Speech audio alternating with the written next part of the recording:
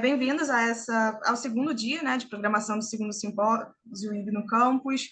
A gente inicia agora a sessão temática 4, Judeus na América Latina. Tivemos uma mesa pela manhã, à tarde teremos mais duas mesas, então convido vocês a continuarem conosco nesse dia, né? Temos uma mesa às 3 e outra mesa às 5. Bom, acho que todos que estão aqui sabem, conhecem, né, o projeto do IB no Campus. O simpósio é uma iniciativa que busca congregar, né, os pesquisadores, jovens pesquisadores, estudantes, a apresentarem seus trabalhos, suas pesquisas em andamento e ou concluídas. Eu sou a Carol, coordeno o núcleo acadêmico do Instituto Brasil-Israel, e hoje vou aqui estar auxiliando na monitoria dessa sessão. Bom, hoje teremos como debatedora dos trabalhos a Mônica Green. Ela é professora da Universidade Federal do Rio de Janeiro, professora do Programa de Pós-Graduação em História Social da Universidade Federal do Rio de Janeiro. Ela é coordenadora do NIEG, o Núcleo Interdisciplinar de Estudos Judaicos. Bom, para explicar novamente o formato aqui da nossa sessão, os participantes irão fazer uma comunicação inicial de 15 minutos. A Mônica fará provocações, trará questões sobre esse trabalho e, posteriormente, os ouvintes podem também fazer questões no chat ou levantando a mão no microfone, enfim, no tempo que for adequado. Eu vou auxiliar nessa mediação de perguntas, caso seja necessário, e vou mandar também no chat, após as apresentações, um formulário de presença para aqueles que desejarem receber o certificado de participação de ouvinte. Obrigada aos comunicadores por se inscreverem, por estarem aqui apresentando suas pesquisas. Obrigada, Mônica, pelo aceite do convite para mediar essa mesa, para debater essa mesa. Bom, vamos iniciar, acho que a gente pode seguir aqui a ordem, Júlia e Anelisa, para a gente iniciar essa mesa. Obrigada, Mônica, fica à vontade. Então, vamos começar, né? Vamos dar início a essa sessão Judeus da América Latina. Eu chamaria, então, a Anelisa Mastrangelo. É Mastrangelo no seu sobrenome? Isso, Mastrangelo. Mastrangelo. Então, Vivências na Escola Israelita Brasileira, Luiz Fleitlis, no Estado Novo. Isso. Então, fique à vontade. Obrigada. Vou só compartilhar aqui o slide. Vocês estão enxergando? Conseguindo ver, visualizar? Sim. Sim. Certo. Bom dia, pessoal. Eu me chamo Anelisa Mastrangelo. Eu sou mestranda em História Social da Cultura pela PUC-Rio e a apresentação de hoje, Vivências na Escola Israelita Brasileira Luiz Fleites, no Estado Novo, é um recorte do que eu pretendo mencionar na minha dissertação, que se encontra ainda no início, em desenvolvimento. Eu ainda não qualifiquei, então fiquem abertos a sugestões, a referências bibliográficas. E antes de começar, eu também gostaria muito de agradecer o espaço e também a CAPES por estar financiando a minha pesquisa, o meu projeto. Bem, esse projeto... Uma perguntinha, quem te orienta? É a professora Jussara Mello. Ela está até presente aí. Ah, legal. Bom, esse projeto, ele busca adentrar no universo escolar da instituição judaica Escola Israelita Brasileira Luiz Fleites, localizada no bairro do Brás, em São Paulo, no período que compreende os anos de 37 a 45, no Estado Novo. Então, eu vou procurar compreender as possíveis tensões, consensos e resistências existentes nesse período, até porque nesse período havia uma imposição de uma certa homogeneização sob o formato de uma educação cívico-patriótica. Então, para isso, eu vou procurar me ater em documentações disponíveis no Centro de Memória do Acervo Judaico, como livros de inspeções, leis, comunicados escolares, e também uma coletânea de entrevistas realizadas pela Edith Gross-Rodia com ex-funcionários e alunos que frequentaram a escola. Então, para isso, eu procuro compreender como e em que medida a política educacional do Estado Novo, que está impondo um controle, uma censura aos programas escolares, está impactando nas relações sociais cotidianas e na formação identitária, tanto dos docentes quanto dos discentes dessa instituição. Falando um pouquinho sobre a escola, né? Ela foi fundada em 37, logo nesse início do Estado Novo, funcionando até 72. E ela recebeu esse nome de Escola Brasileira Israelita Luiz Fleites, em homenagem ao casal Fleites, que foi doador do prédio da escola. Como eu mencionei, ela se encontrava no bairro do Brás, sendo mais exata na Rua Bresser, número 203, próxima à Rua Jolie. Tanto a escola quanto a Sinagoga Israelita do Brás, que foi fundada em 25, né, um pouco mais antiga do que a escola, elas faziam parte da União Israelita do Brás, que tinha como enfoque essa integração intracomunitária para com os filhos de imigrantes para os imigrantes e seus filhos. Muitos imigrantes judeus que estavam nesse período indo para o bairro do Brás, eles vieram da Ucrânia, da Rússia, Lituânia, Polônia e por aí vai. Um dos objetivos da escola era educar os filhos de imigrantes judeus que apresentavam origens, culturas diversas e por aí vai. Bem, eu trouxe no slide uma fotografia da sinagoga israelita do Brás, que se encontra em funcionamento até os dias de hoje, e eu, infelizmente, não consegui obter nenhuma fonte, né, nenhuma fotografia da escola nesse período. Eu já tive contato com fotografias da escola em outros recortes temporais, mas não nessa, né, infelizmente. Ainda estou em busca. Mas, em compensação, eu trouxe aqui algumas fontes vinculadas às inspeções escolares. Essas foram retiradas, redigidas, né, pelo Rômulo da Rocha em 38.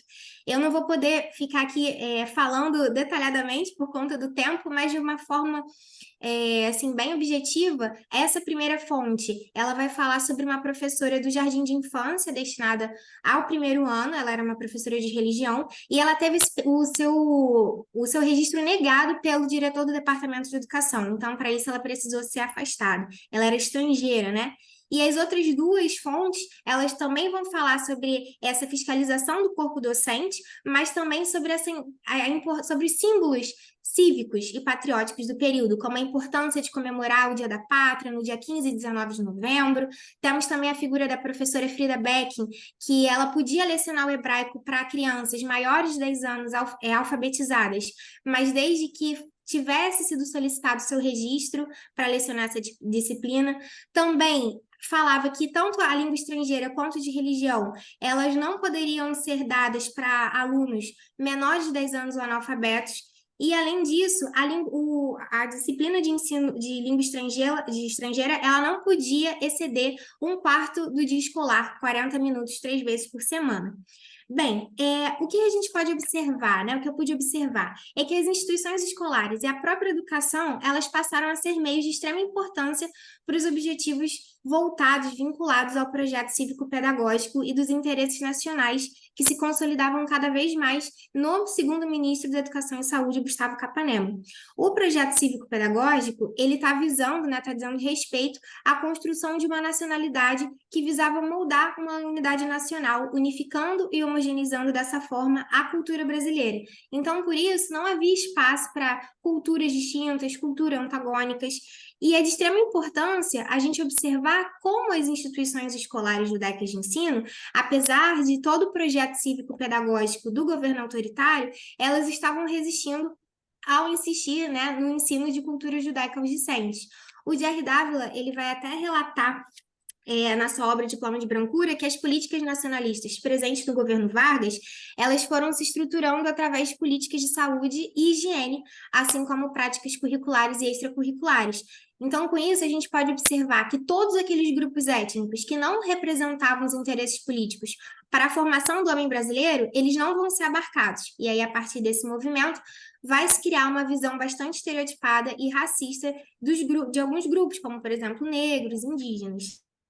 E é interessante a gente também mencionar que, apesar dos judeus eles serem considerados etnicamente brancos, né, eles não se enquadravam nessas referências da construção do homem brasileiro para a política varguista. Então, como uma forma de justificar o fato dos judeus serem inassimiláveis, vai existir a construção de estereótipos como uma forma de se referenciar ao grupo. A Helena Lewin, ela vai dizer que uma dessas questões vai estar no fato deles serem considerados, por exemplo, infiéis a qualquer nacionalidade que se encontravam destinados principalmente a sua questão cultural, a características culturais, religiosas. E uma outra questão que é interessante mencionar é que no início do 20, ou seja, entre as décadas de 20 e 40, ainda se tinha uma narrativa eugenista muito forte, né, que foi se consolidando no século XIX, porque a maioria dos problemas encontrados na sociedade brasileira, eles vão ser associados imediatamente à questão racial, em que a própria eugenia ela vai ser considerada uma chave central para solucionar todas essas questões. Então, o teor dessas ideias eugenistas está marcando principalmente essa segunda metade do 19, especificamente quando ela chega no Brasil, né, essas ideias muito vinculadas ao branquecimento da população brasileira. No entanto, eu acho que nesse período no início do 20, né, quando as instituições educacionais contemporâneas foram formadas, o pensamento racial ajudou a guiar essas políticas públicas. E esse pensamento foi se estruturando, como eu mencionei há pouco, através de políticas de saúde e higiene, práticas curriculares, extracurriculares. Tanto Capanema quanto Vargas, eles vão defender a ideia de que a figura desse homem brasileiro, ele deveria ser branca de expressão mediterrânea, né? Para que pudesse representar um fenótipo para o qual a evolução morfológica dos grupos de outros tipos raciais do Brasil tendia. Apesar disso tudo estar acontecendo, é importante a gente observar que a escola ela não vai ser um espaço meramente de reprodução, ou seja, que vai simplesmente inculcar valores que estão representando estruturas consideradas macros, né? Ou seja, meramente uma reprodução desse sistema. Então, a partir disso, eu pretendo abordar e mobilizar o conceito de cultura escolar, que, segundo o Dominique Julliard, essa cultura escolar ela não pode ser estudada sem análise precisa das relações conflituosas ou pacíficas que ela mantém a cada período da sua história, com o conjunto das culturas que lhe são contemporâneas, como a cultura religiosa, a própria cultura política e a cultura popular. E aí eu trouxe alguns indícios, né, dessas resistências presentes na escola através das entrevistas realizadas pela Edith Gross-Hodge.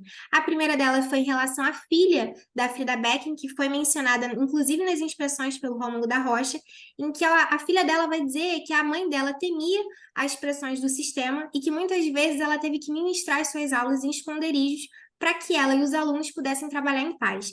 Isso está acontecendo porque no período do Estado Novo, estava existindo justamente uma repressão e um fechamento, né, das escolas, de escolas, instituições diversas que tinham esse foco justamente de acolher, por exemplo, imigrantes. Então, como um dos objetivos da escola também era acolher e fazer com que os alunos tornassem viva essa identidade judaica, ela tinha esses certos receios. Então, ela procurava preencher essas lacunas que o próprio currículo oficial não preenchia. Então, ela dava essas aulas fora do turno escolar, na Sinagoga Israelita do Brás, que era considerado por ela um local seguro, não apenas para exercer a sua fé, mas também fazia com que se pudesse tornar viva e concreta essa identidade dos alunos judeus.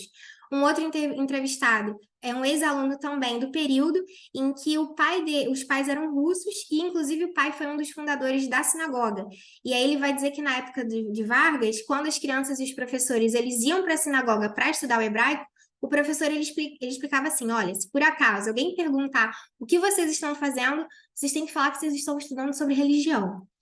Então, apesar da pesquisa se encontrar no início, né, eu pude observar que os imigrantes judeus que frequentavam a escola nesse recorte temporal, eles vão aderir a alguns dos princípios morais e cívicos do projeto de Vargas, não unicamente como um reflexo de repressão, mas eles também estavam sendo movidos pela necessidade de uma construção de um sentimento de pertença, né? Então, eles estão fazendo isso de modo seletivo, mas ao mesmo tempo sem abrir mão dos seus próprios valores. E a gente consegue observar também essas relações, essas marcas, né, dessas conexões culturais. Aqui está algumas bibliografias, e eu gostaria muito de agradecer a atenção de todos.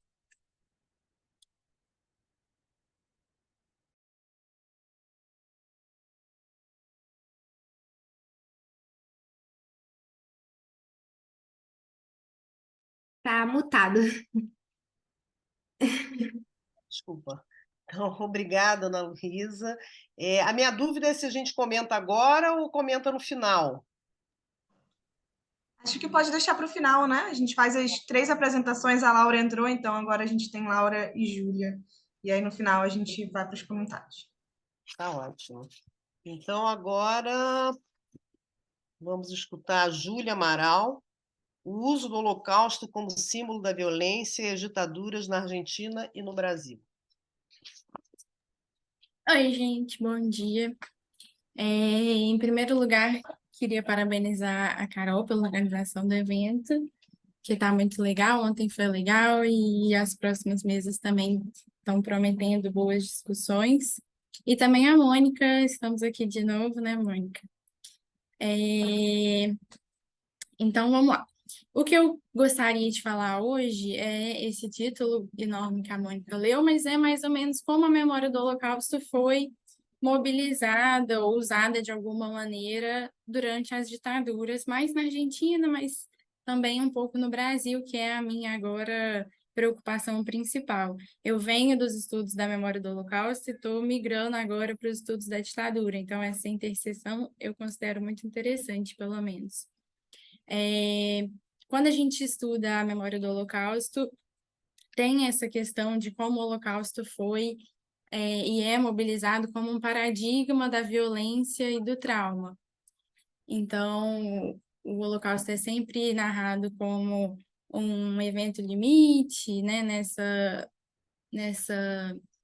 enfim, nesse espectro de um trauma muito grande para as pessoas que viveram, as vítimas diretamente, mas também um trauma para a humanidade, pela extrema violência e enfim, pela amplitude do evento mesmo. E a partir dos estudos do Holocausto da memória, muitas reflexões sobre a própria memória, sobre o campo da memória em geral, se desenvolveram, né? E também do ensino desses chamados passados sensíveis, sobretudo no que diz respeito a disputas de memória. E todo esse debate é resgatado e vem sendo resgatado para tratar também esses outros passados sensíveis, por exemplo, as ditaduras na América do Sul, mas sempre com tensões, porque está no cerne desse debate sobre a memória do Holocausto se é passível de comparação com outros eventos históricos ou não. Mas a gente vai entrar mais nisso daqui a pouco. Então, assim, eu queria ressaltar alguns eventos, alguns casos específicos dessas duas ditaduras que nos permitem pensar um pouco sobre essa questão. Sobre esse uso do Holocausto e do nazismo no Brasil, a gente viu muitos casos, né, nos últimos anos, de comparação com o nazismo, como essa verdadeira símbolo do mal eterno e dessa epítome do mal, né, como os pesquisadores costumam chamar, em comparação com qualquer inimigo político que alguém possa considerar. Então, a gente viu esse uso, assim, nos mais diversos campos, muito nesse sentido de que aquilo que é identificado como nazismo ou que possa ser comparado com o Holocausto é aquilo que todo mundo automaticamente vai repudiar, porque já está claro no imaginário que o Holocausto deveria estar, né, pelo menos, que o Holocausto é um evento a ser repudiado e a ser considerado algo ruim. Mas isso nem sempre foi assim. Quando a gente fala sobre a memória, a gente tem que sempre lembrar que a memória ela é trabalhada por caminhos tortuosos, né? Que não são lineares, enfim, são cheios de inflexões que sempre vão modificando essa memória. Então, a gente não pode naturalizar uma coisa que a gente vê hoje como sendo assim naturalmente desde que o evento teve seu fim em 1945. Então, muita coisa aconteceu e é interessante a gente perceber essas ditaduras nesse meio do caminho, né? Tanto começando nos anos 60, como depois nas redemocratizações, no meio desse trabalho de memória que foi feito com o Holocausto em si. Então, vamos lá para os casos específicos que eu gostaria de trazer. Em primeiro lugar, para a ditadura argentina, a ressonância do Holocausto já era percebida desde os primeiros momentos após o golpe, assim, principalmente quando se tentava trazer para um discurso internacional de denúncia mesmo do que estava acontecendo no país, na ditadura. Então, isso foi um tema já mobilizado. O caso mais famoso, talvez, desse início foi o do Jacobo Timerman, que era um jornalista nascido na União Soviética, que migrou com a família dele para a Argentina ainda na infância. E em 71 ele fundou o jornal La Opinión, onde ele publicava críticas, dando foco a essa militância contra a infração dos direitos humanos na Argentina, e isso rendeu para ele algumas inimizades políticas já desde antes do início da ditadura militar na Argentina. E depois do golpe, que foi em 76, apesar do jornal ter continuado inicialmente em funcionamento, o antissemitismo cresceu expressivamente na Argentina durante esses primeiros anos de ditadura, e logo no ano seguinte, em 77, o Timerman foi preso, enfim, submetido à tortura e tal, e muito pautado num discurso conspiracionista de que ele estaria fazendo parte de uma conspiração por conta de um dos financiadores do jornal, que era um Davi Graeber, que era suspeito de financiar a organização guerrilheira de esquerda, que eram os Montoneiros. Então, assim, apesar da prisão arbitrária e mesmo da tortura não serem uma exceção, esse discurso em relação à prisão do Timerman e desse caso Graeber expressam esse antissemitismo da sociedade argentina e do regime desse tratamento dado aos judeus, né? Tem autores que chamam isso de tratamento especial dos judeus na Argentina, que é, enfim, bem expressivo em relação ao antissemitismo do regime militar. E embora assim, a imprensa judaica do período tenha demonstrado uma preocupação assim, em relação ao caso desse jornalista que foi preso, esse momento da prisão coincidiu com o momento no qual a delegação das associações israelitas argentinas, DAIA, quebrou essa neutralidade política e passou a se aproximar do regime militar, inclusive demonstrando suporte nessa luta contra a subversão, como era chamada. Isso, assim, por diversos motivos, esse posicionamento pode ser discutido também, apesar de não ser o nosso foco aqui, mas, por exemplo, era considerado que essa aproximação poderia ser útil para essas instituições judaicas, para tentar, enfim, acomodar seus interesses de alguma maneira, se aproximando do regime, e também com casos mais específicos. Por exemplo, o presidente da ADAIA, o filho dele foi sequestrado. Então, isso também é visto como uma forma de pressionar mesmo essas lideranças, enfim. E o presidente da ADAIA chegou a mencionar essa prisão em 77, no Congresso Judaico Mundial. Enfim, ele ficou preso durante algum tempo e esse caso foi surgindo no meio internacional com alguma relevância, assim. E em 79, em agosto de 79, quando ele ainda estava preso, foi anunciado que o Elie Wiesel, sobrevivente do Holocausto, iria à Argentina numa visita.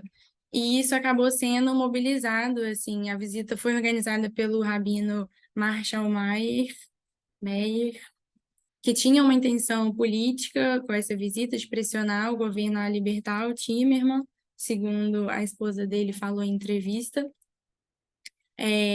principalmente dando visibilidade a essa questão numa mídia internacional, assim. Na época, o Timerman já sustentava que o que acontecia na Argentina poderia se chamar de mini-holocausto, mas isso não tinha uma grande sustentabilidade com as instituições judaicas, inclusive com esse rabino que organizou essa viagem, também não apoiava o uso desse termo para caracterizar o que estava acontecendo na Argentina em relação à ditadura militar. O próprio Wiesel também, que foi lá, não estava disposto a estabelecer esse paralelo tão direto entre o Holocausto e a ditadura militar. Tentou, assim, contornar a situação, apesar de demonstrar essa preocupação com o caso dele estar preso, e as instituições judaicas se opuseram a esse local do novo Holocausto, sendo o caso da Argentina, falando que era um exagero da mídia internacional, afinal não estavam fuzilando os judeus na rua. E aí, depois disso, enfim, um mês depois dessa visita, ele foi solto, e esse debate voltou quando a minissérie Holocausto foi produzida nos Estados Unidos também. A minissérie foi produzida em 78, uma série de 4 episódios que ficou muito famosa. Enfim, é considerada o primeiro grande representação de massas, né, que alcançou as massas em relação ao Holocausto. E só que ela não passou na Argentina durante esses primeiros anos porque ela foi censurada, até porque tinha esse teor fundamentalmente anti-autoritarismo, com cenas de tortura e tudo mais. Então a série foi censurada e não foi transmitida na Argentina durante alguns anos. Apesar das lideranças judaicas tentarem pressionar para isso, para que ela fosse transmitida, entendendo que trazer o Holocausto no debate público poderia ser uma forma de combater esse antissemitismo crescente que vinha sendo percebido no país. Mas continua não sendo passada até que teve, em 1980, um episódio de antissemitismo. Mas antes disso ainda, como forma de pressionar, por exemplo, eu coloquei aqui o caso de um texto do Carlos Pollack, que era secretário de Cultura da AME, e publicou um texto em 79 chamado Quem em Nosso País Teme o Holocausto? Enfim, trazendo esse debate assim também, um pouco de que esse discurso do Holocausto atingiria a quem, né? Que memórias poderia ser construída a partir disso. E em 1980 tem esse caso que um judeu, um engenheiro judeu vai ser entrevistado na televisão, e aí, enfim, a entrevista vira uma entrevista totalmente antissemita, assim, com um discurso, e após essa entrevista, casos de antissemitismo crescem também na Argentina, com depredação de cemitérios e ameaças às instituições e tal. E, nesse sentido, as instituições judaicas pressionaram o governo a responder a esse crescente antissemitismo com algumas linhas que eles poderiam sugerir nesse combate ao antissemitismo, e uma delas foi que essa série fosse transmitida. Então, em 81, finalmente, no fim de 81, a série é transmitida, aí eles censuram só algumas cenas que eram mais de tortura, assim, mas permitem que a série passe. E é interessante que alguns anos depois, em 84, a gente já vê um discurso bem diferente desse inicial, quando tem a possibilidade de usar essa discussão do nazismo e holocausto de uma forma comparada quando vai acontecer a comemoração do levante do gueto de Varsóvia, e tem um movimento judeu pelos direitos humanos na Argentina que organiza esse evento e que já traz assim uma reflexão muito mais concreta de comparação mesmo entre o holocausto e as infrações de direitos humanos que aconteciam na ditadura argentina. E aí, além do slogan, né, do nunca mais esquecer ou perdoar, o Holocausto nunca mais, o rabino Marshall Mayer, que era aquele que apareceu anos antes e que tinha ido contra o uso do mini holocausto que o Timerman usava, agora nesse evento fez um grande discurso com um paralelo muito direto entre a ditadura e o holocausto, falando que o que acontecia lá realmente poderia ser chamado de mini holocausto. E, enfim, toda a questão da luta por justiça e pela memória e na necessidade da população agir em relação a isso. Apesar dele estabelecer essa comparação muito direta, assim, e falar de toda essa questão da luta por justiça e tudo mais, é interessante ele usar o mini holocausto, né? Porque vem isso como a possibilidade de comparar, mas ao mesmo tempo só parcialmente, como se aquilo que fosse o incomparável no Holocausto fosse a sua dimensão gigante. Então, também é interessante esse uso do mini, né, para fazer essa comparação. E também, assim, já na justiça de transição e tudo mais, a gente percebe que o Holocausto e o nazismo foi muito mobilizado até por compor esse vocabulário que poderia ser utilizado, né? Esse imaginário, essa ferramenta de discurso que estava estabelecida e aí passou a ser usada também nesse momento pelas vítimas e pelo debate sobre a justiça de transição.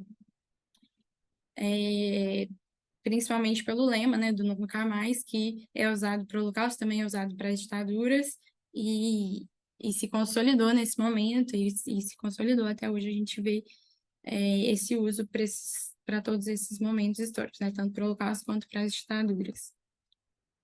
E sobre o caso brasileiro, assim, eu não peguei muita coisa, na verdade. Eu queria trazer só um exemplo. Apesar de ontem, na primeira mesa sobre o nazismo, os orientandos da Mônica debateram sobre as repercussões do caso do julgamento do Eichmann, né, na imprensa, e foi muito interessante em 61, mas pegando esse debate, assim, mais ou menos dos anos 60, que foi apontado que, apesar de ter esse debate em relação ao nazismo, isso não tinha enfim, um estabelecimento de relação em relação ao racismo brasileiro, por exemplo, ou as questões locais que pudessem, enfim, ser comparadas, e sim era uma coisa muito vinculada ao antissemitismo mesmo, à discriminação aos judeus especificamente. Assim como nesses episódios da ditadura argentina, esse nazismo era comparado com o antissemitismo, no Brasil parece ter uma relação parecida. Um caso que a gente pode citar é o caso dos professores que foram presos da UFMG no DOPS de Minas Gerais, logo em 64, também após o golpe, no primeiro expurgo, e eles ficaram lá presos durante algum tempo. Um deles saiu e o outro permaneceu por um longo período, e nisso a imprensa também foi trazendo alguns recortes, assim, nesse sentido. Lá eles foram tratados como porcos judeus e tal, e a imprensa buscou trazer isso. Então, tem uma notícia do Correio da Manhã que fala: nazismo, é o título da reportagem de 64. E aí fala: os judeus são maltratados no DOPS como porcos judeus, professores. Então, é meio que isso também. O nazismo é trazido nessa comparação em relação ao antissemitismo. Então, se o antissemitismo pode ser percebido, então há a comparação com aquilo que poderia se aproximar da ditadura com o nazismo. E nesse caso desse professor Marcos Rubinger, que ficou preso durante mais tempo, isso também é mobilizado depois pela própria esposa dele. Ela buscou conversar também com instituições internacionais para acusar que esse antissemitismo estava acontecendo aqui, para tentar mobilizar mesmo uma ação internacional contra essa repressão que vinha acontecendo no DOPS. E isso teve algum efeito, enfim, organizações internacionais emitiram notas e falaram com o delegado, e, enfim, isso foi um caso, assim, muito constrangedor para a delegacia e para toda essa questão, até que o delegado concedeu para ele uma permissão de saída para o Natal, e aí ele fugiu. Então, enfim, essa narrativa teve alguma relevância efetiva. E aí, enfim, fica para próximas pesquisas. Eu pretendo entrar um pouco nisso também, mas de como esse antissemitismo era mobilizado, mas por enquanto não tem tanta coisa assim para a gente comparar. Mas acho que é interessante, já esses casos já dão para a gente discutir sobre algumas coisas, né? Obrigada, gente, pela atenção. Com certeza, Júlia. Obrigada pela apresentação. Enfim, depois eu teria alguns comentários para fazer em relação a essa sua proposição, né, de comparar, enfim, né, essas memórias entrelaçadas, como elas aparecem, né, do Holocausto, da ditadura. Embora você esteja falando, bom, depois a gente vai falar isso, mas a minha questão é a seguinte, quer dizer, quando fala em memória, como é que você lida com a ideia de memória da ditadura no momento mesmo em que ela está se desenrolando? Entendeu? Quer dizer, como é que, né, a memória do Holocausto, sim, e a memória da ditadura ali. Então, a minha questão é se não seria digamos assim, se você não precisa ter um perspectivismo, né? Quer dizer, um lugar a partir do qual você possa comparar essas memórias. Mas isso é um outro ponto que a gente vai tratar mais adiante. Agora, então, já seria a Laura, não é isso? A construção do personagem judeu porto-alegrense em Diário da Queda, de Michel Laura. Oi, bom dia. Bom dia. Queria começar pedindo desculpa pelo meu atraso, tive problemas técnicos, mas no final deu tudo certo. E eu vou aqui compartilhar a tela com os meus slides.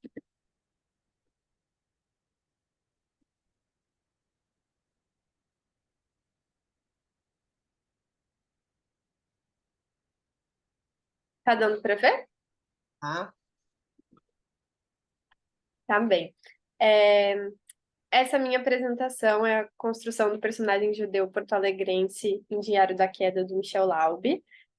Eu sou mestranda em letras na área de concentração em escrita criativa, na PUC do Rio Grande do Sul, e o meu orientador de mestrado é o Luiz Antônio de Assis Brasil.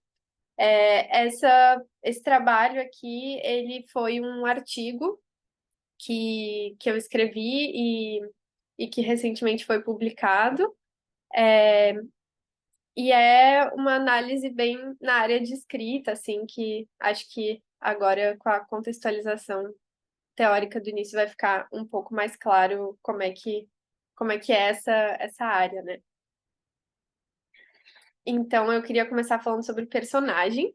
É, o primeiro teórico, assim, que eu uso é o Assis Brasil. E ele fala que o personagem, com a sua personalidade e suas atitudes, é quem provoca a história. Então, existe muito essa visão de senso comum e que alguns teóricos defendem, que é o enredo a força suprema, digamos, né? Então, assim, como se os acontecimentos da história fossem o mais importante e o personagem só acompanhasse isso. Mas o Assis Brasil e outros teóricos, eles acreditam no contrário, né? Que é essa teoria que vem ganhando bastante força, assim, de que o personagem é quem provoca tudo isso. Então, as questões do personagem são muito importantes para que a narrativa tome o rumo que ela toma. Então, nesse sentido, todos os acontecimentos, até os fatos incontroláveis da história, estão enraizados no personagem, é como se ele os atraísse. E ele também defende que o personagem deve ser o mais próximo possível de um ser humano, então ele tem que ter multiplicidade interior, caráter único e contradições. E aí, juntando com os estudos de personagem, eu pesquisei mais sobre identidade judaica, né, para estudar como que acontece a identidade judaica dos personagens de Diário da Queda, em especial o personagem central, que é o narrador do diário, né? Então, eu usei o livro A Condição Judaica, do Moacir Scliar, em que ele afirma: o judaísmo pode ser visto como um grupo étnico caracterizado por passado histórico, línguas e tradição em comum, por uma cultura com certas características próprias.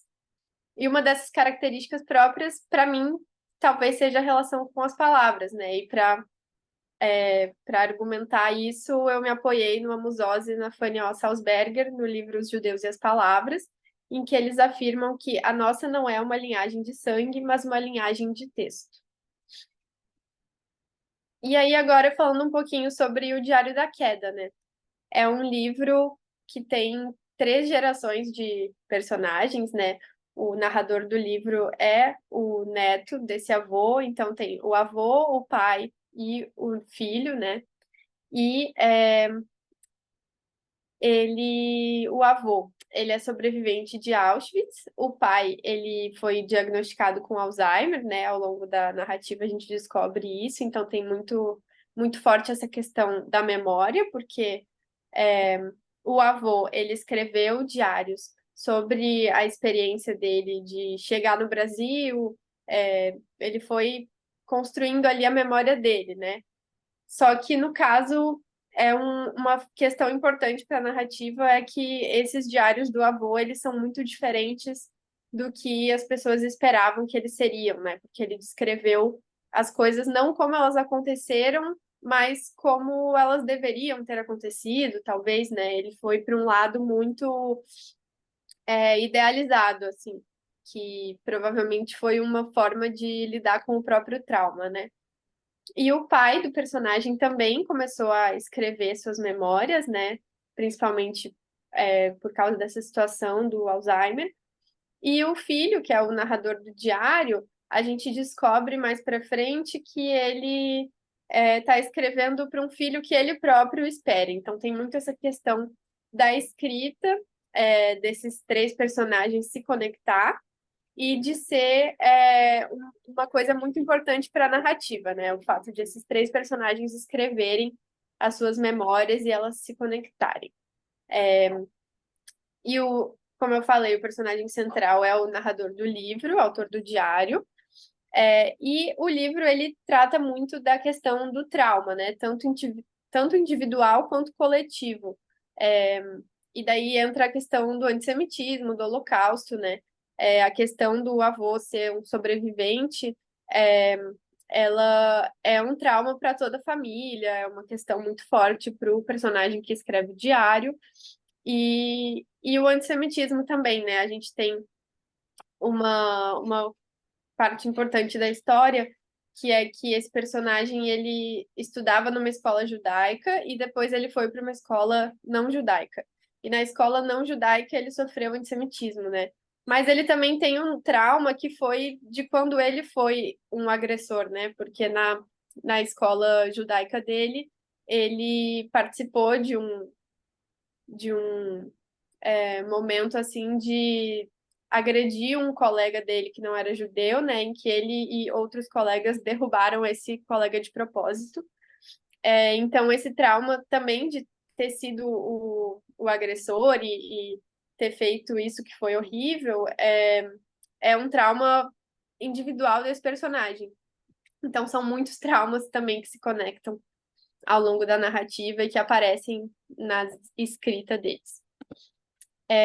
E aí a escrita, então, ela acaba sendo uma forma de entender o passado e a família, e também entender a si mesmo, né?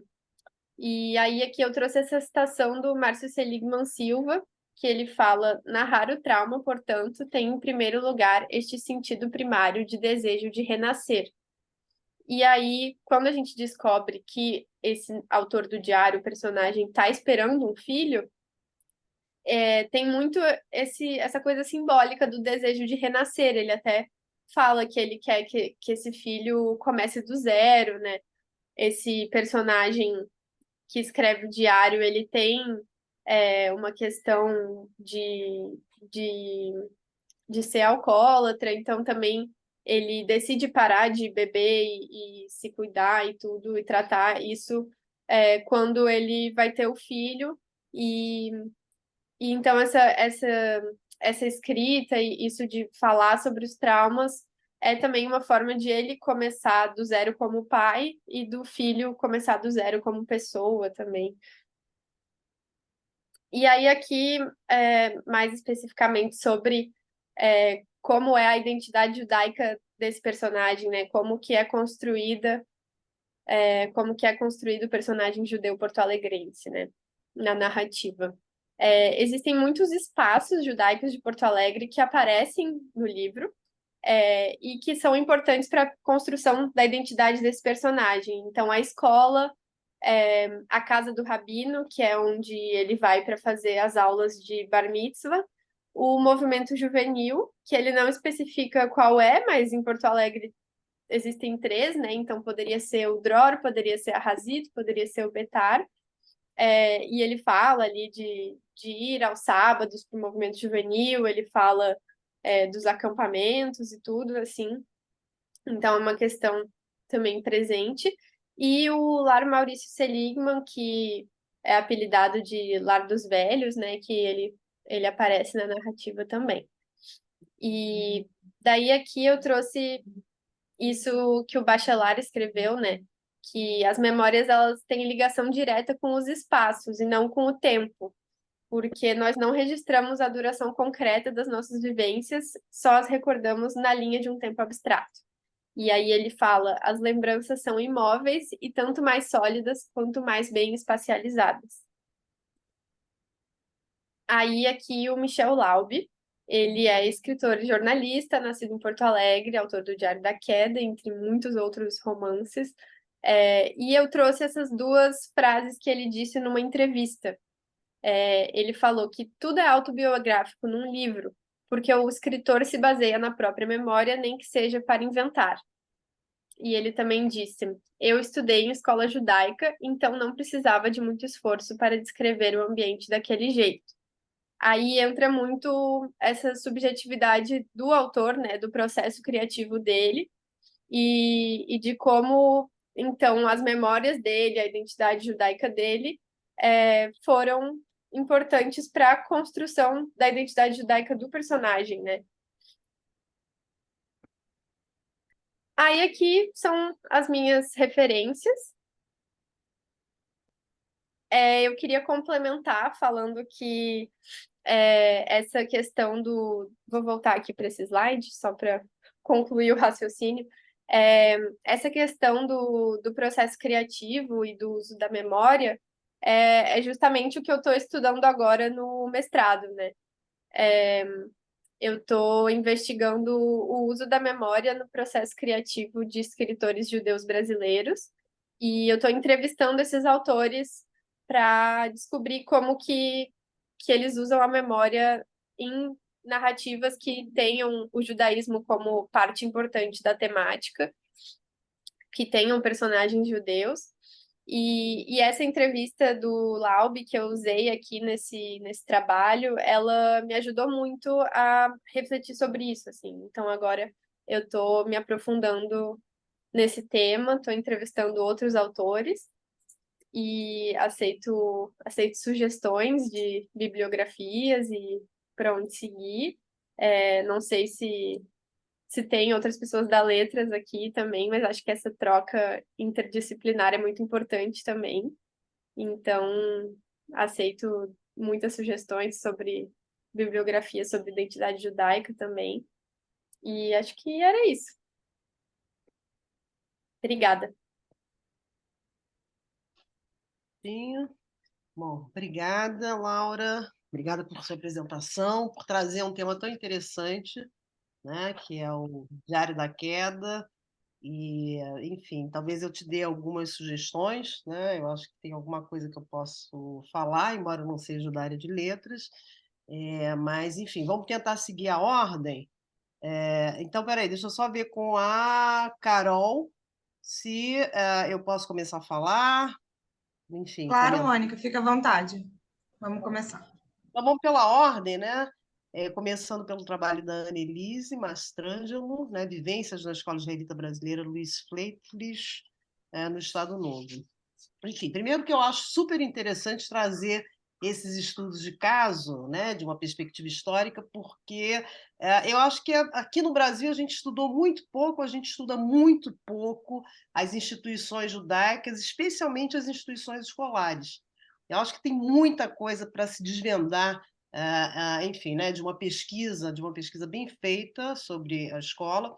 Eu acho que estudar uma escola, né, que se instaura, né, no período do Estado Novo, que era um período que, como nós sabemos, né, de alguma maneira reprimia culturas exógenas, né, não só judeus, mas toda e qualquer outra cultura. Os alemães também foram muito pressionados, reprimidos nesse contexto. Então, quer dizer, era uma norma, digamos assim, né, pública, direta, e afetava, obviamente, aquelas instituições, aquelas comunidades que queriam, de alguma maneira, preservar suas particularidades. Né? Agora, o mais interessante é tentar pensar essas escolas da perspectiva das suas estratégias, né? Quer dizer, como elas conseguem, de alguma maneira, driblar, e há muitos depoimentos sobre isso, né? Quer dizer, acho que estudos sobre a escola, o Colégio Hebreu Brasileiro, aqui no Rio de Janeiro, eu acho que é interessante, porque foi uma escola muito representativa, né, hebraísta, num certo sentido, não era uma escola yiddishista. Eu acho que é bom também fazer essas diferenciações, né? Porque isso tem implicações para a maneira, né, da maneira pela qual, enfim, né, essa judaicidade é estruturada, né, se a escola é yiddishista ou é hebraísta, enfim. Mas o fato é que o hebreu brasileiro sofreu também muita pressão, mas sempre havia umas estratégias interessantes para sobreviver frente a essas normas do Estado Novo. Agora, por que é interessante também voltar ao Estado Novo? Né? Uma coisa que eu tenho até conversado com o Michel, né, que diante, né, dessa nossa conjuntura mais recente, da extrema-direita e de um antissemitismo que está, de alguma maneira, aflorando, independente da guerra, que também está trazendo uma onda, né, de antissemitismo na guerra no Oriente Médio, mas antes disso, né, a própria, digamos assim, a linguagem, né, a maneira pela qual essa extrema-direita se estrutura, ela, obviamente, o faz com uma linguagem que é uma linguagem antissemita também, muito claramente antissemita. E aí é muito interessante, porque a gente sempre teve a tendência, eu e Michel, nós somos de uma geração em que olhar para o passado digamos assim, reforçando ou enfatizando o antissemitismo, né, como uma prática corrente no Brasil, era uma coisa que incomodava a mim, ao Michel, ao Bernardo Sorge, a uma série de estudiosos, né, sobre comunidade judaica no Brasil, que a gente sempre tinha alguma dificuldade de identificar muito claramente esse antissemitismo.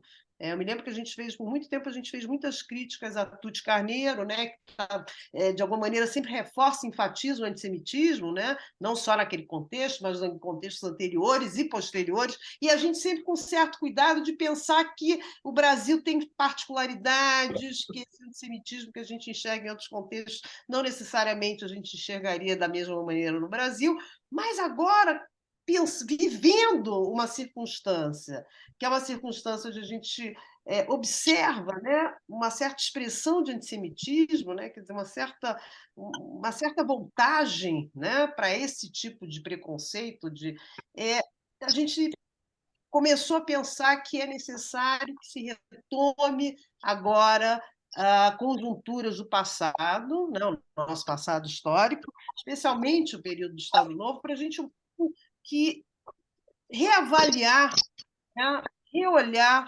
aquela circunstância como uma circunstância que talvez revelasse muito de antissemitismo, né? Mas talvez aquilatar bem isso, né? Pensar isso nos seus próprios termos, enfim, sem fazer ilações muito diretas, né? Mas o fato é que a gente começou a pensar sobre a possibilidade de realmente retomar esse passado e pensar nas formas a partir das quais o antissemitismo ganha ênfase, ganha relevo naquele contexto, tal como a gente também observa hoje com essa ascensão, digamos, de uma extrema-direita.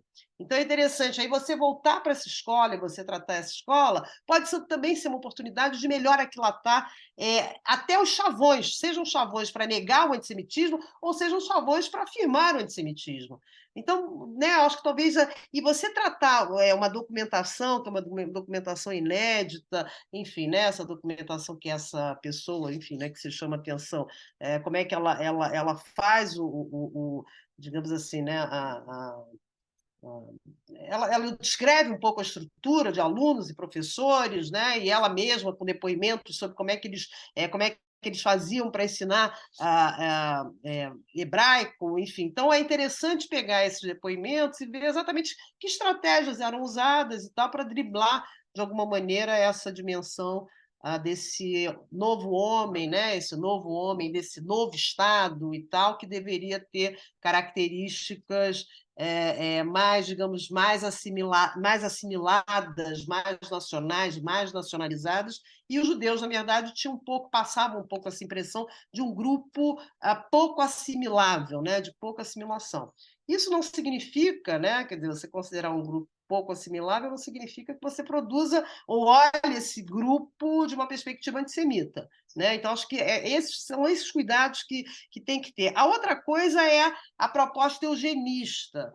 Eu acho que o que se propõe na segunda metade do século XIX, depois do início do XX, né, como, digamos assim, como a ideia da característica racial que o brasileiro deveria ter e o embranquecimento era fundamental e tal, a gente sabe que isso realmente ocorre, quer dizer, vários intelectuais, de alguma maneira, apontam nessa direção, mas eu já acho que no Estado Novo tem uma perspectiva de miscigenação que é muito, digamos assim, que está sendo trabalhada aí, exatamente nesse momento, essa ideia de se pensar esse novo homem, esse novo Estado e tal. O tema da miscigenação, né, e a gente observa isso desde os anos 30, sobretudo com Gilberto Freire, o tema da miscigenação começa a ser, digamos, ativado como um bem, digamos assim, alguma coisa que o Brasil tem a oferecer, ou alguma coisa que diferencia o Brasil. E, portanto, esse lugar do homem plenamente, dessa construção de um homem branco, enfim, né, ela é uma coisa assim que samba, né, entre a afirmação de uma supremacia branca, digamos assim, ou de uma elite branca, e essa ideia da miscigenação como uma coisa bastante atraente, né? Quer dizer, que está mobilizando a atração. Isso não quer dizer que ela reprima o racismo, ou que ela evite o racismo, ou que os brancos continuem privilegiados, e, nesse sentido, os judeus também são privilegiados porque são brancos, né? Eu acho que isso é uma coisa que várias pessoas já estudaram. Quer dizer, tem um lugar que os judeus ocupam na sociedade brasileira que é o lugar do branco. né? Ainda que eles chegassem como imigrantes, né? Ainda que a gente perceba aquele momento de uma onda mais, digamos, mais vigorosa de imigrantes, e aí você identifica o imigrante porque ele fala diferente, porque ele se veste diferente e tal, mas o processo de assimilação, ou o processo de ascensão de uma classe média judaica e tal, vai se dar muito em nome dessa branquitude, digamos assim, né? Desse lugar, né, do branco na sociedade brasileira. Ainda que o tema da miscigenação esteja aí também aparecendo como digamos assim, um tópico, né, interessante, mas que não invalida o privilégio branco.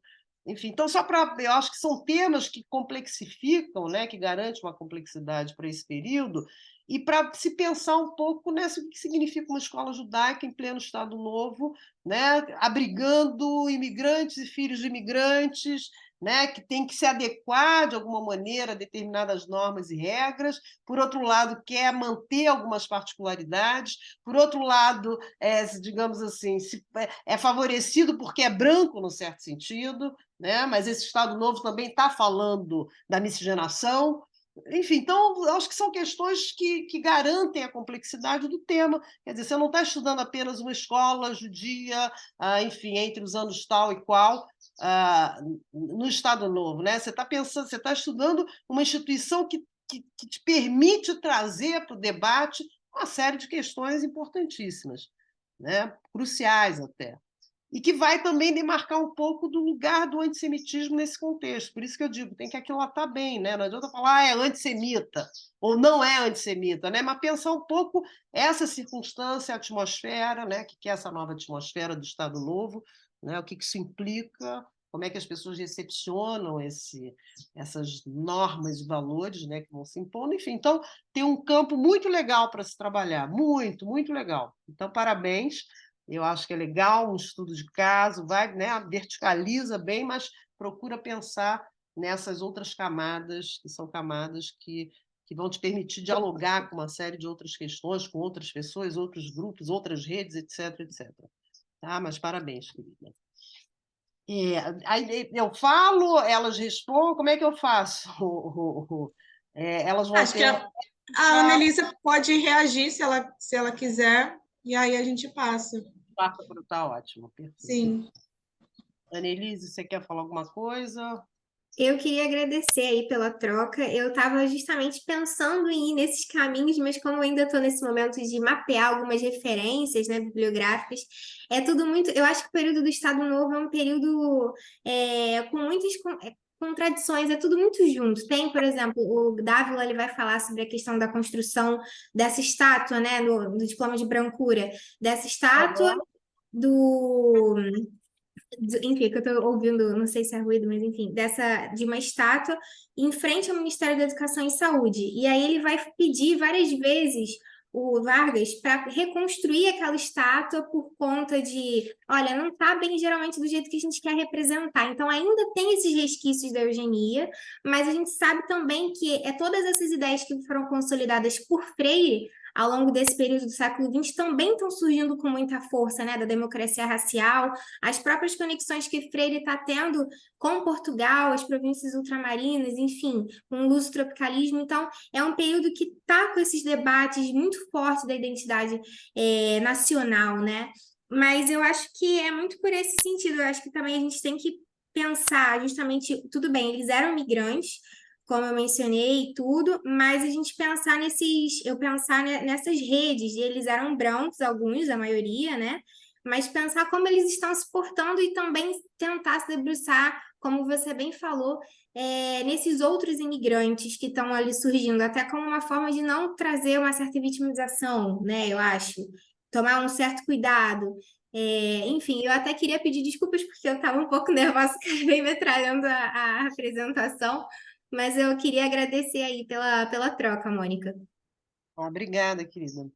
Tomara que dê tudo certo. Bom, então vamos agora para a Júlia, né? Júlia, a gente já teve recentemente, né, Júlia, nessa mesma situação, mas você apresentou alguma coisa diferente, né? Não foi exatamente isso que você apresentou. Enfim, então o que eu percebo é que você está realmente envolvida com uma série de questões que permitem explorar cada vez mais digamos assim, o drama ou o dilema das ditaduras militares, ou da ditadura militar brasileira, e a questão do antissemitismo, né? A questão da memória do Holocausto, enfim, esses pontos que você está tentando, de alguma maneira, agarrar, né? E trabalhar, né? E desenvolver. Então, como eu chamava atenção para você, eu acho assim, o tema da memória, eu acho que ele fica... Quer dizer, você poderia falar, digamos, num pós-momento de ditadura, você podia falar num momento de justiça de transição, num momento de transição, sobre, digamos, a percepção da memória do Holocausto e da memória da ditadura, e como é que elas se entrelaçam, como é que elas dialogam, né? Ou como é que elas se repelem, né? Exatamente quando, digamos, a historiografia do Holocausto tenta, uma certa historiografia do Holocausto tenta, digamos, consolidar a ideia de que o Holocausto é, digamos, um evento paradigmático, né? A violência máxima, enfim, e é um evento sacralizado, digamos assim, ou seja, ele não é passível de comparação, né? Então, esse é um dilema que a historiografia está vivendo, né? Ela está se perguntando sobre as possibilidades comparativas do Holocausto, e é interessante que você traga exatamente essas possibilidades. O problema é o time em que você está comparando as memórias, né? Eu acho que talvez se pensasse o tema da justiça de transição, das comissões da verdade, tanto no Brasil quanto na Argentina, né? E pensar exatamente como a memória do Holocausto, né? Uma certa memória coletiva a partir do Holocausto, ela aparece, né? Ela se expressa, digamos assim, nos depoimentos dos testemunhas, enfim, como é que esse tema, de alguma maneira, ele está presente, né? Quer dizer, é uma atmosfera a partir da qual essas memórias elas são ressaltadas. Mas eu acho assim, super interessante que você também trate, como você está propondo aqui, né, alguns casos que, digamos assim, que coloquem o Holocausto, né, a ideia do Holocausto como alguma coisa, quer dizer, em tela de juízo, ou seja, como no período da ditadura militar na Argentina, sobretudo com a prisão do Timerman, né, como o tema do Holocausto ele vai aparecer, num certo sentido, ele aparece de alguma maneira, e aparece sempre como alguma coisa que enfim, que pode ser objeto de comparação, mas, ao mesmo tempo, é um mini holocausto, né? Como você bem chamou a atenção, quer dizer, a dimensão do holocausto ela seria, de alguma maneira, incomparável, então você minimiza, né, o grau de violência de um caso de outro. Enfim, então é interessante isso. Como você chamava a atenção, enfim, quando eu estudo no início dos anos 60, né, quando eu penso a recepção do julgamento do Eichmann, né, no Brasil, e como esse tema é um tema que curiosamente, né, ele naquela conjuntura específica e na maneira pela qual a imprensa está recuperando e está recebendo esse tema, né, quer dizer, a gente tem uma quantidade de matérias sobre o julgamento do Eichmann que é impressionante. Né? E não só sobre a Eichmann, mas sobre o Holocausto, sobre a Segunda Guerra, sobre a participação do Brasil na Segunda Guerra, enfim, é uma corrente, digamos, de eventos, de memórias, de acontecimentos que estão ali embutidas, contidas nesse momento, digamos assim, que eu estou tentando pensar a recepção do caso Eichmann. E o mais interessante é isso, eu penso assim, mas as pessoas têm noção do que é no Brasil, por exemplo, as pessoas teriam noção do que é o nazismo, né? Ou do que foi o nazismo, ou até que ponto o nazismo é uma forma, né, ou representa uma forma de racismo ou de ódio racial, né? E o que é interessante é isso, porque quando você vê as enquetes que o jornal está fazendo, quando você vê matéria de articulista do jornal, as pessoas estão acionando o tema do racismo com alguma frequência. E estão acionando como? Né? Para dizer que a Alemanha era um país profundamente racista, né? Porque matava os judeus ou matava qualquer outro grupo que não fosse ariano, né? Então, profundamente racista, e o Brasil não, o Brasil é uma democracia racial. Então é interessante, esse jogo, né, como eu chamo a atenção, a recepção do evento Eichmann, né, ela é uma recepção que ela não apreende, digamos assim, o evento em si. Não se trata de pensar o evento, mas se trata de traduzir o evento a partir dos códigos culturais brasileiros, tal como nos Estados Unidos se trata de receber esses eventos a partir de códigos culturais norte-americanos.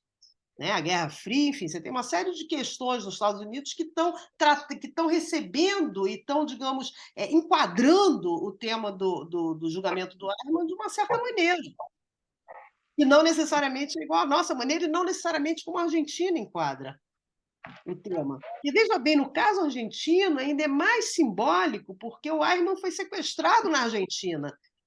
Entendeu? Então, o tema do Holocausto, né, o tema do nazismo, o tema dos carrascos nazistas, né, ou o tema do abuso de Israel de ter violado a soberania argentina, são temas que estão muito presentes no campo argentino. Então, esse jogo, né, entre comparar a ditadura argentina com o nazismo, né, é uma coisa que acontece e não acontece. Né? Porque, ao mesmo tempo, é isso, né? Israel também violou a soberania argentina. Israel não permitiu que a Argentina julgasse os criminosos nazistas que ali viviam. Vocês entendem? Então, é um jogo muito tênue, né?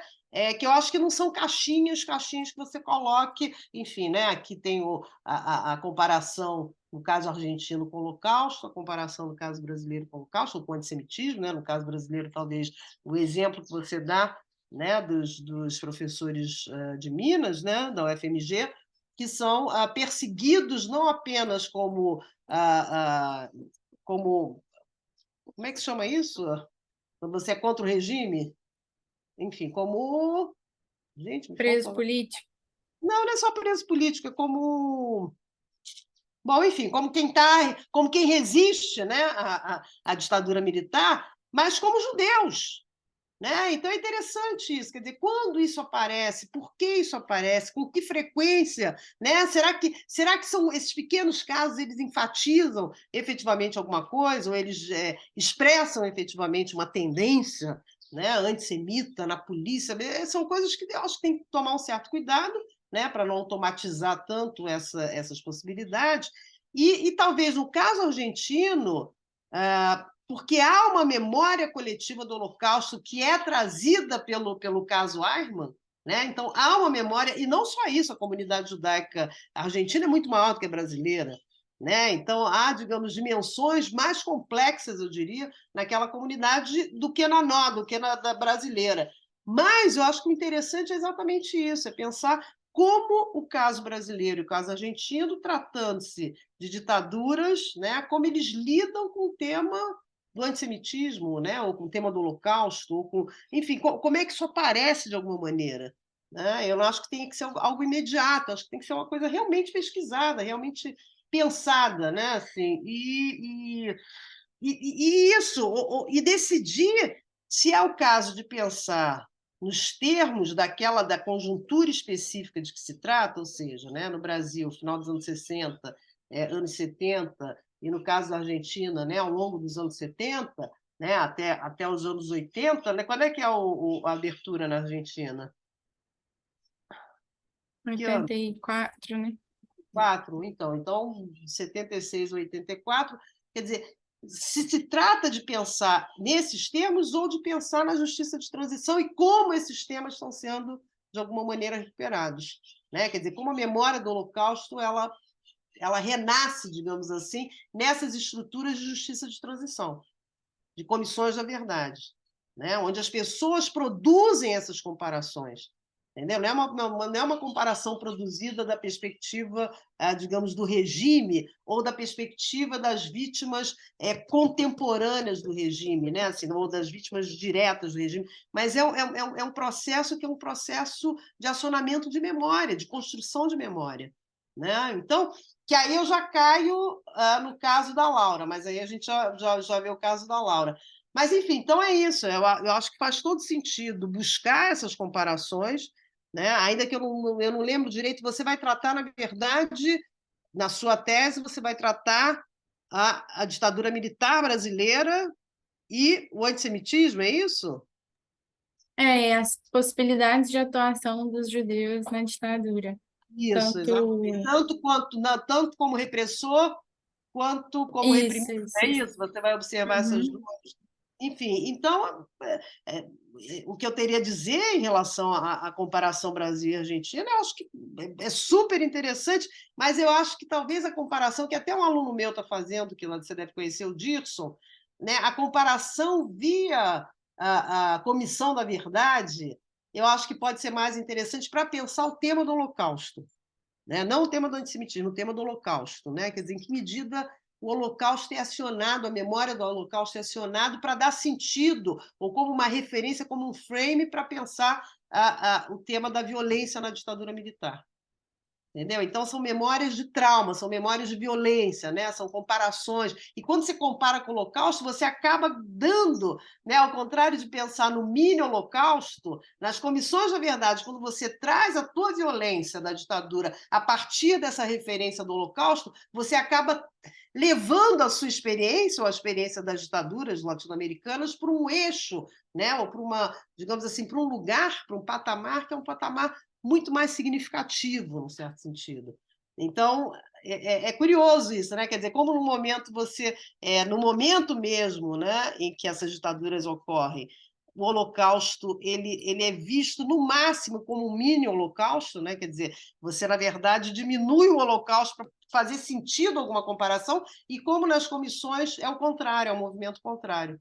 Quer dizer, a violência, ela, quando é, digamos assim, vista da perspectiva de um enquadramento a partir do Holocausto, você acaba elevando essa violência a um grau que é um grau muito maior, quer dizer, é um grau maximizado, digamos assim. Né? Então, eu acho que faz todo sim, eu acho muito legal que você produza essa comparação, ainda que não seja diretamente para a tese, mas como, enfim, alguma coisa que você está encaminhando, uma coisa, né, a ser desenvolvido, um artigo, ou até usar a tese mesmo, como parte de algum capítulo, ou de alguma consideração. Eu acho que pode ser bem interessante. Então, Até parabéns. porque a Argentina tem muita mais coisa produzida sobre, né, do que a gente. Então, é bom pegar como até exemplo, assim, de como a historiografia trabalha. Não, e não é só isso, e a Argentina acabou recuperando muito também essa memória do Holocausto a partir dos atentados terroristas, a AMIA e tal, enfim, isso dá uma, entendeu? Então, de repente, você tem conjunturas, no caso argentino, do Eichmann, e depois desses atentados terroristas, que dão ao Holocausto, né, a ideia de Holocausto, a ideia dessa violência, né, ou do antissemitismo, na sua visão mais braba, né? Enfim, dão um lugar muito especial a esse tema que talvez no Brasil a gente não tenha.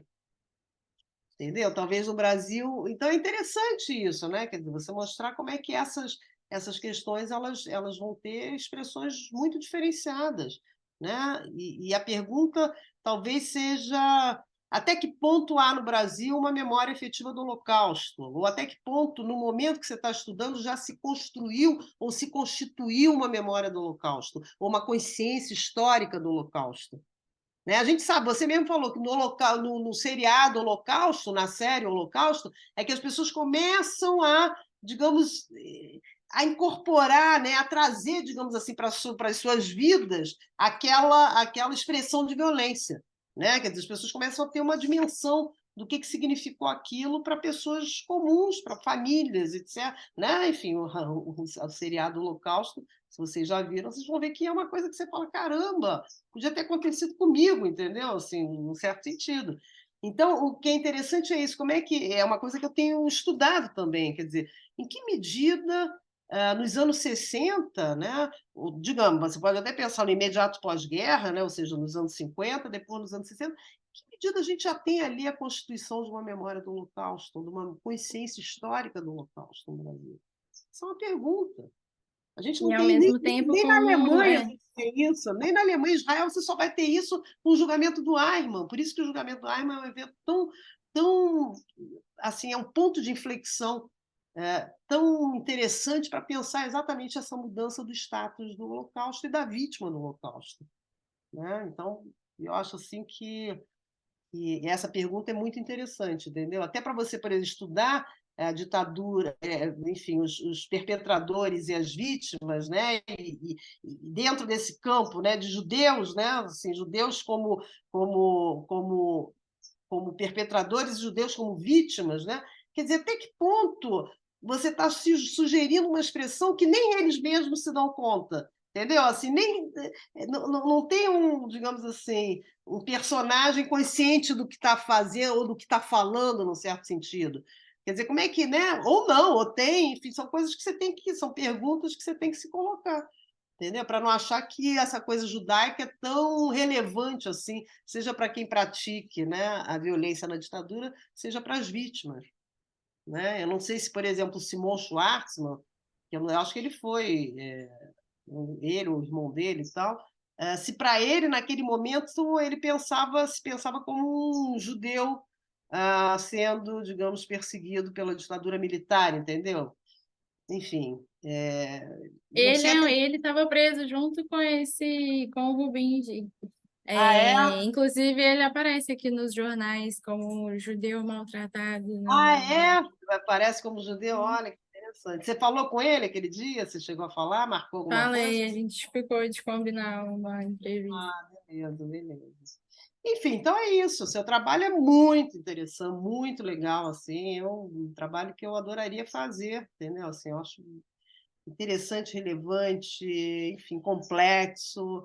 E é isso, você tem que mergulhar, de fato, né, nessas questões. Mas muito legal, muito interessante. Você quer falar alguma coisa? Quer... Não, só agradecer mesmo os comentários, tem muita coisa mesmo. Envolve muitas e muitas questões, né? São muitas camadas, né? Assim, enfim, não é fácil. Mas eu acho bem interessante, assim, de qualquer forma. Bom, então, por último, a Laura, né, que não é da minha área, então, enfim, talvez eu possa ajudar, mas não muito, né? Acho que assim, o que talvez eu trouxesse, pensando mais numa perspectiva da história, né? Quer dizer, da perspectiva de quem está pensando o tema da história, ou pensando em situar essas correntes, digamos assim, né? De literatura, que é uma literatura que a gente pode chamar, entre aspas, judaica, né? Ou uma literatura do pós-holocausto, né? Enfim, isso seria interessante para você pensar como campo mesmo, né? Pensando no teu campo de atuação. Então, tem uma autora muito interessante, que o nome dela é Joanna Moskowska, não sei se você já ouviu falar, ela é uma polonesa, mas ela estuda exatamente a literatura pós-holocausto no Brasil. Entendeu? Então, o que é interessante é que ela vai chamar atenção para uma mudança, que é uma mudança, enfim, que de 45 a 86, eu acho, né? Você pode caracterizar um certo tipo de literatura que tem o Holocausto como tema, direto ou indireto, né? E depois desse tempo você tem uma outra geração de escritores, que aí o Laub se insere, a Cíntia Moscovitz, enfim, um monte de autores, jovens autores, muito interessantes, que estão exatamente trazendo o tema da memória das gerações dos seus avós, dos seus pais, né? E trazendo de uma maneira interessante, porque é uma maneira não de um estrangeiro do in-between, né? Que está entre uma cultura e outra, como era o caso dessa primeira geração de escritos sobre o Holocausto, que é o Samuel Hauet, enfim. Então, tem uma série de autores muito interessantes, mas que ocupavam, digamos, esse lugar in-between, né? Esse lugar entre dois mundos, entre duas culturas, né? E sempre essa tensão, esse mal-estar, essa outra geração já é uma geração muito assimilada, muito brasileira, num certo sentido. Então, quando ela recupera a memória dos seus avós ou dos seus pais, ela está recuperando com chaves, digamos assim, culturais, já de alguém que está, digamos, integrado, né, a essas culturas, ou a cultura brasileira, diferente daquela geração anterior, que não estava. Então, os dilemas são outros, são outras questões que estão em jogo. Né? E aí é muito interessante, porque aí, para juntar um pouco com a Júlia, né? Quer dizer, como é que essa literatura que a gente chama de literatura pós-holocausto, né? Que é essa nova geração que está produzindo uma literatura pós-holocausto, como é que ela tem muita, digamos assim, como é que ela é muito criativa, ela é muito imaginativa, e aí eu chamaria atenção para o Kuczynski também, né, que escreveu aquele livro K, que é exatamente tentar pensar o Holocausto, ou tentar pensar a memória do Holocausto, ou pensar a simbologia do Holocausto vis-à-vis a violência e a memória da ditadura, ou das ditaduras. Né? Então, isso também não é nem um caso propriamente brasileiro. Acho que na América Latina a gente observa isso, que são jovens escritores que já podem falar sobre a violência e ativar digamos, o Holocausto, né, como um paradigma de violência, mas ativar de alguém de uma perspectiva de alguém que está integrado à cultura, às suas culturas locais. Entendeu? Então, por exemplo, enfim, alguém que tem a memória da ditadura militar, ou que tem a memória da violência da ditadura militar, da violação de direitos, etc., etc., vai tomar, digamos assim, esse campo de questões e vai usar, né, e usando, obviamente, se fazendo valer das gerações dos seus pais e dos seus avós, uma outra memória de uma outra violência, mas que pode dialogar com essa, né? Então a gente chama esses diálogos multidirecionais, né? Ou essas memórias entrelaçadas, né? Que aí você começa a produzir uma narrativa muito interessante, né? Exatamente quando você já está diferente daquele imigrante, daquele escritor imigrante que ainda tem, digamos assim, ele ainda não está integrado à cultura brasileira completamente. Então os seus dramas e suas tensões são as tensões do imigrante, né? Ainda que ele ative a memória do Holocausto, ainda que ele fale do Holocausto, ele vai falar de uma certa perspectiva. Agora, o Laub, por exemplo, já é essa outra geração que está ativando, e é muito curioso como, de um tempo para cá, a gente tem uma série tem aquele outro que foi para a Alemanha, esqueci o nome dele agora, Rafael Cardoso, eu acho, também muito interessante, que ele escreve também sobre o Holocausto, isso da Alemanha, enfim, dos pais eram os avós alemães, não sei, enfim, então é muito, muito, muito interessante como tem uma geração significativa que está trazendo esse outro olhar, essa outra maneira de enxergar, já uma maneira muito brasileira, muito integrada, digamos, à cultura brasileira, com uma linguagem que é uma linguagem, enfim, diferenciada, de alguém, por exemplo, no caso do Laub, que pode falar do bullying que ele sofre e do bullying que ele produz.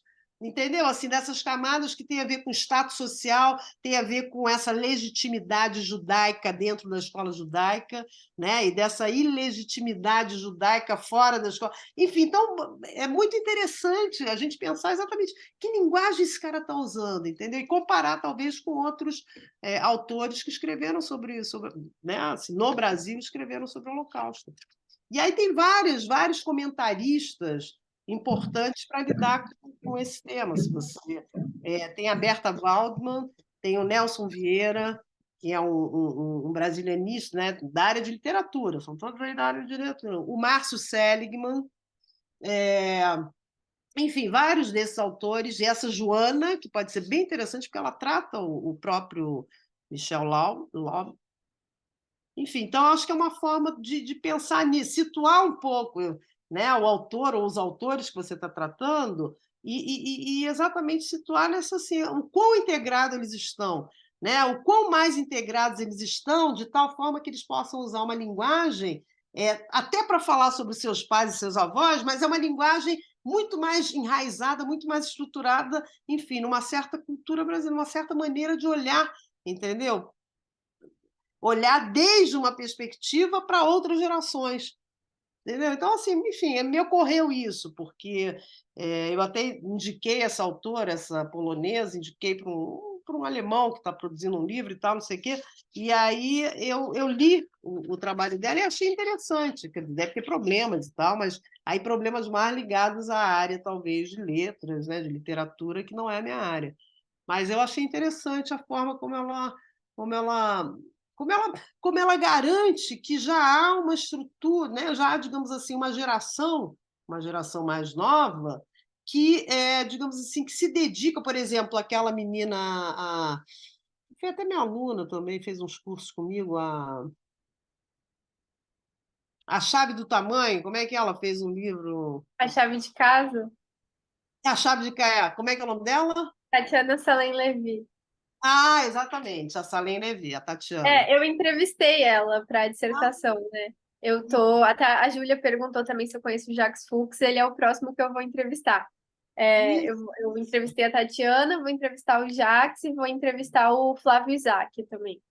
Então, eu acho que é interessante. Se você lê o artigo dessa Joana, de repente você vai ter questões bem interessantes para colocar para esses autores. Ela fala da Tatiana Levi, ela mostra também como é que a Tatiana Levi ela está buscando sempre assim, alguém que é sobrevivente de Auschwitz, né? Tem sempre um sobrevivente, tem sempre algum drama, alguma coisa, algum segredo familiar, alguma coisa que foi silenciada, que não foi dita, que não... Enfim, então, eu acho que é um campo interessantíssimo e que merece, obviamente, um investimento interessante, entendeu? Acho que há muito ainda para ser estudado sobre essa nova geração que está, enfim, eu acho que está trazendo coisas bem interessantes, mas muito interessantes, entendeu? Assim, eu, pelo menos, sou bem entusiasta. Então, é isso. Então, parabéns também. Eu acho que, enfim, você está com digamos assim, um bom campo de pesquisa, de análise. Ai, obrigada. Meu desafio agora é publicar essa entrevista da Tatiana e ver onde é que eu vou publicar as outras também, porque não são Mas todas as revistas que não aceitam é a para entrevista. tese. Não é para sua tese. É que eu tenho que. Ah, eu tive uma questão com o comitê de ética, né, em pesquisa. Então eu vou É? ter que. É, porque eles consideram que é uma pesquisa em humanos. E daí deu erro com o projeto e tal, para. Enfim, erros burocráticos, né? E aí o meu orientador me aconselhou a publicar essas entrevistas em revistas e daí só citar elas na dissertação, fazer a análise dessas entrevistas e colocar as citações, sendo que Ó, elas já estariam publicadas, né? incrível Porque isso. é muito louco, porque para Não, colocar isso na tem no dissertação. FRJ, mas eu nunca imaginei que essas questões de natureza, a não ser assim, talvez uma área de sociologia, que você vai fazer algum tipo de.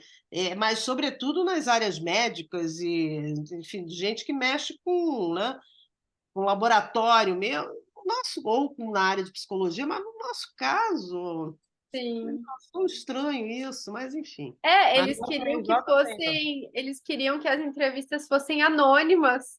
Eles queriam que não divulgasse quem que falou o quê. Daí, enfim, perde todo o propósito da Mas o coisa. entrevistado autorizou? Por que não? Uhum. Enfim. Sim. Mas diga, Carol. Mas muito obrigada pelos comentários. Diga. Eu queria agradecer Laura, a só Ju. um. Ah, Ah, posso só vai, fazer um Júlia. link? Não, não, não. O que você pode fazer também, talvez, é vincular a algum tipo centro de pesquisa que tiver arquivo, essas coisas das entrevistas, que aí você também cita como arquivo do lugar. Aham, Hum, tipo, algum museu, talvez, É, também. Aham. Ah, é legal, obrigada, é uma boa sugestão. Deixa eu te dar o nome aqui. Eu vou botar no chat o nome dessa Joana, porque é meio complicado. Então, peraí. Ai, sim, por favor. Ela realmente eu não conheço. Os outros eu até citei nesse artigo.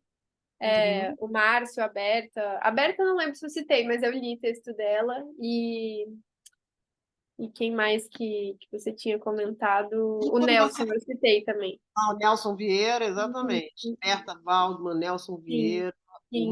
Esses eu já tinha lido, mas a Joana não. Márcio Seligman. Uhum. Enfim, mas essa Joana, eu não sei qual é, não lembro o nome do artigo dela, mas era alguma coisa que tinha literatura pós-Holocausto. Então, quando você bota o nome dela no Google, literatura pós-Holocausto, que aí vai aparecer os artigos dela. Aí vamos ver se isso Obrigada.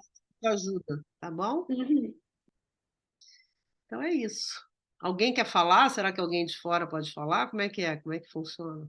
Então, se alguém quiser fazer alguma pergunta, pode levantar a mão ou abrir o microfone ou escrever no Pergunta não, chat. algum comentário sobre o que as meninas Sim, falaram. sim. Algum comentário? Então, fiquem à vontade. Ih, peraí que eu não tinha. Pode dar um tempinho. Ah, eu já botei aqui, ó, Joana Moskizinska. Moskizinska. Obrigada, salvei. Se a gente não tiver mais nenhuma pergunta, acho que a gente pode ir encerrando. Acho que foi super proveitoso. A Annelise teve que sair para a aula, mas ela super agradeceu também pelas trocas, elogiou as pesquisas. Então, agradeço todas as pesquisas, as apresentações foram ótimas, muito interessantes. Muito obrigada, Mônica, pelas contribuições. Tenho certeza que ajudaram muito os participantes da mesa. Agradeço também os ouvintes que estiveram aqui. Então, essa foi mais uma sessão temática, né? A gente volta às 3 horas com a mesa Conflito Israel-Palestina, então estão todos convidados a continuarem conosco aí ao longo desse segundo simpósio, até o encerramento amanhã, às 3h30, no YouTube do IB, que tem como tema a memória do Holocausto. Então, acho que vai ser bem interessante, Vai estão ser todos legal. convidados. E a Kátia é ótima, a Kátia é super Sim, é com a Kátia Lerner, legal. professora da Fiocruz. Uhum. Obrigada, gente. Obrigada a vocês, parabéns, parabéns. A Carol, Obrigada, Mônica. organizar essa coisa toda, ao IB, né, por essa iniciativa, e as apresentadoras queridas, que tenho certeza vão fazer excelentes trabalhos. Sim. Obrigada, gente. Até a Tchau, próxima. gente. Boa tarde. Obrigada, tchau.